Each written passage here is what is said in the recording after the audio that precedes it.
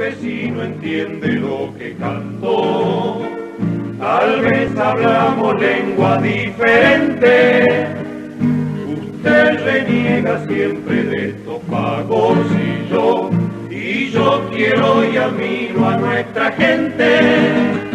Usted reniega siempre de estos pagos y yo quiero y admiro a nuestra gente. Disculpe si no me entiende, disculpe si no lo entiendo. Usted habla por boca de otra gente y yo soy solo el eco de mi pueblo. Usted habla por boca de otra gente y yo soy solo el eco de mi pueblo. Bueno, buenos días Roberto, amigos de CX10 Continente y de TPC que nos siguen en diferido vía internet. Antes de arrancar con nuestro espacio, le voy a ceder la palabra a la señora Zambulla, que tiene unos saludos que quería hacer. Adelante, amigo. Bueno, buenos días, mis paisanos. Quiero dejar un saludo a la señora Edinia Casacuberta y a la señora Mirta Salinas, enfermitas queridas que están internadas en el hospital militar, del cual debo decir que estuve en el día de ayer y su edificio está bastante deteriorado, no así la atención, que la atención es muy buena. También el saludo a Federico Carbonell y a su señora Elba Catini y a mi querida y entrañable amiga doctora Cecilia Castiglione. Muchas gracias, Raúl. Por favor. Bueno, como lo hacemos siempre, vamos a comenzar nuestro espacio haciendo llegar un fuerte abrazo a nuestros camaradas civiles, policías y militares, prisioneros políticos que continúan pagando con su libertad el haber participado en la defensa de la patria y sus instituciones democráticas contra la agresión castromarxista de la década del 60 y 70. Los integrantes del Foro Libertad y Concordia nos negamos a bajar los brazos y seguimos tratando por todos los medios a nuestro alcance hacer oír nuestra voz en defensa de nuestros camaradas, juzgados y condenados sin ningún tipo de pruebas ni argumento jurídico válido. Sabemos que nuestra prédica muchas veces queda en agua de borrajas y otras muchas se busca desvirtuarlas pretendiendo asociarlas a las payasadas inventadas para distraer a la opinión pública, agitando el cuco de los milicos golpistas o nostálgicos de la dictadura. Fracasaron con el video de los encapuchados. Luego fracasaron con el autorrobo del GIAP. También con el supuesto superarchivo de nuestro camarada el coronel Castiglione.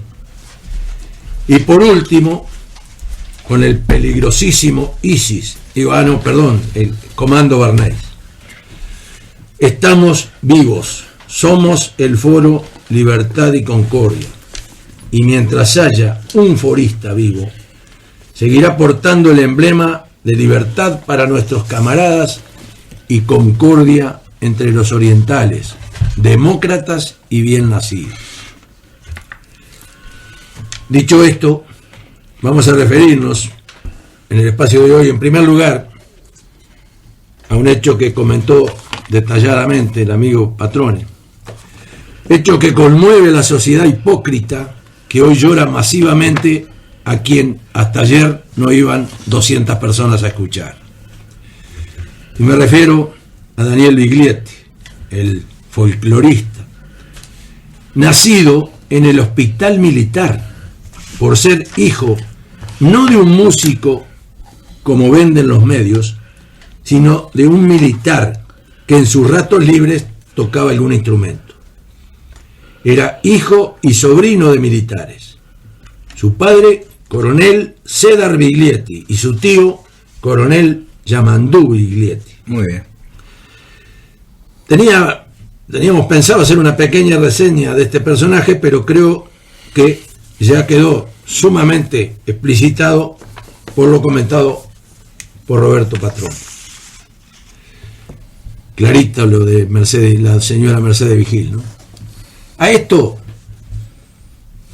solo vamos a agregar que nació en el hospital militar y lo enterraron no en el cementerio del norte junto a su pueblo, sino en el Parque Martinelli, reducto de la oligarquía.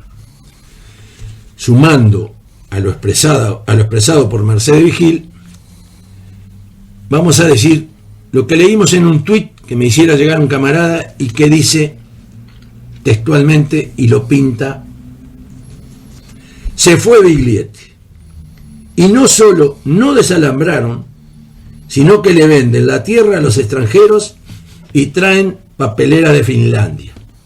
Una lucha en vano. Bueno, ahora vamos a hablar de temas que sean realmente importantes. Hace unos días realizó su denominado 165 periodo ordinario de sesiones la Comisión Interamericana de Derechos Humanos, aquí en Montevideo.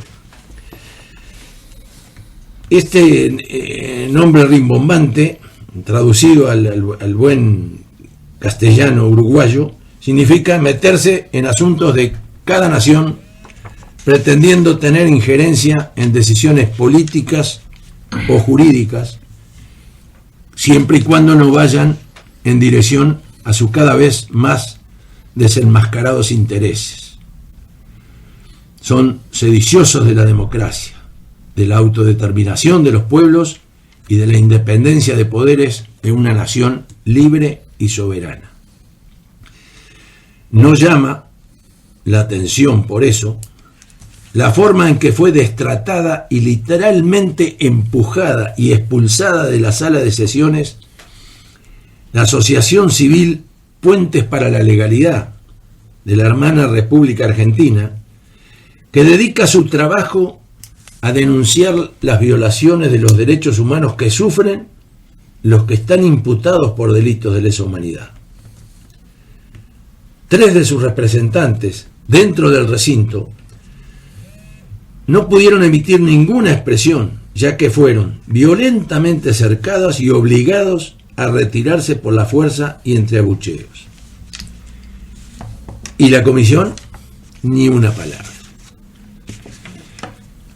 La mayoría de las organizaciones de derechos humanos, cubículos de subversión marxista, a los que los derechos humanos le importan un comino.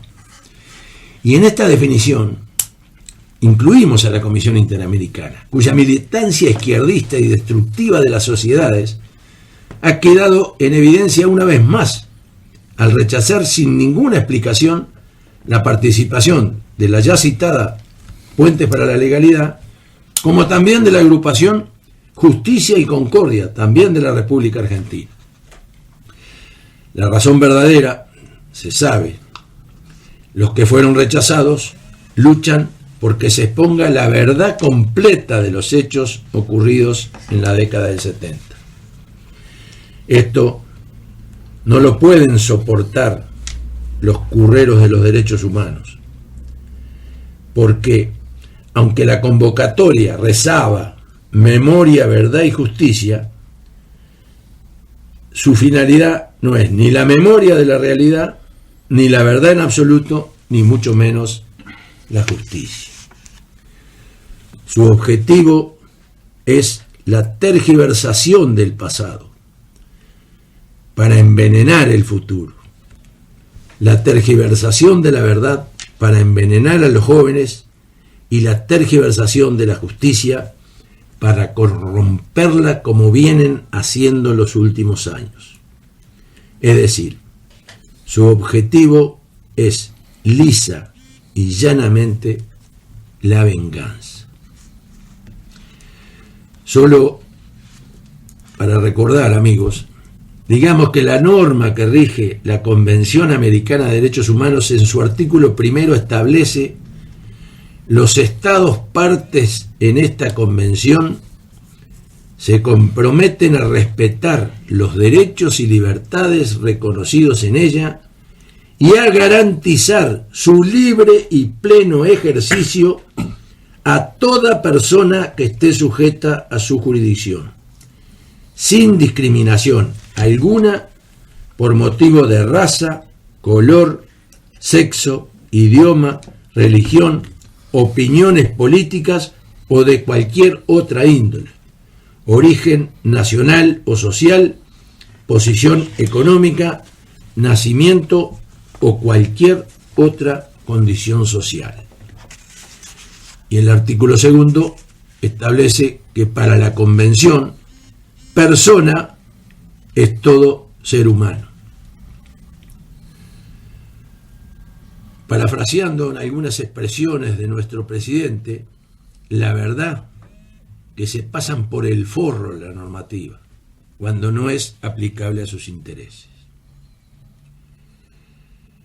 No queremos dejar pasar por alto acá, de este tema, las declaraciones públicas realizadas en Argentina por Elisa Lilita Carrió, que sostuvo que hay muchos militares condenados sin pruebas y pidió revisar los juicios. También reivindicó que los derechos humanos son para todos y que los mayores de 70 años deben cumplir sus penas con prisión domiciliaria.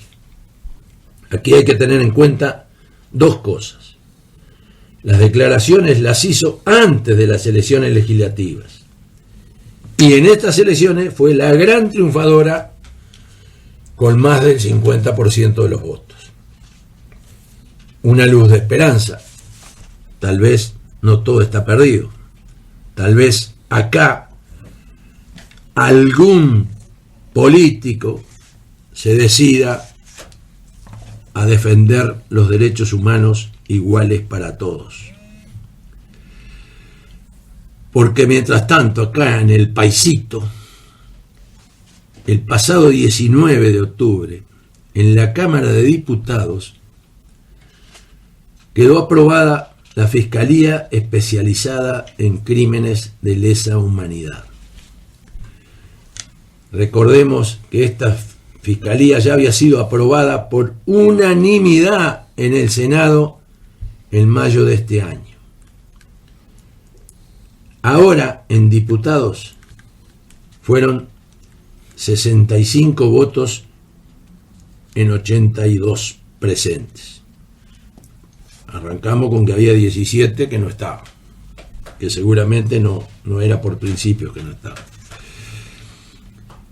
Esta Fiscalía tiene como objetivo atender los supuestos delitos que pudieran haberse cometidos a partir del 13 de junio de 1968, cuando se implantaron las medidas prontas de seguridad en el gobierno de Pacheco Areco. Es decir, estábamos en plena democracia, con un gobierno y un parlamento legítimamente electo en elecciones libres, con todas las garantías, con un poder judicial independiente de los otros poderes y plena libertad para cumplir sus funciones. A pesar de las observaciones ridículas sobre el periodo comprendido que hicieran Heber, Amorín Valle y Pablo Mieres, y digo ridículas porque igual la votaron tal cual fue la propuesta.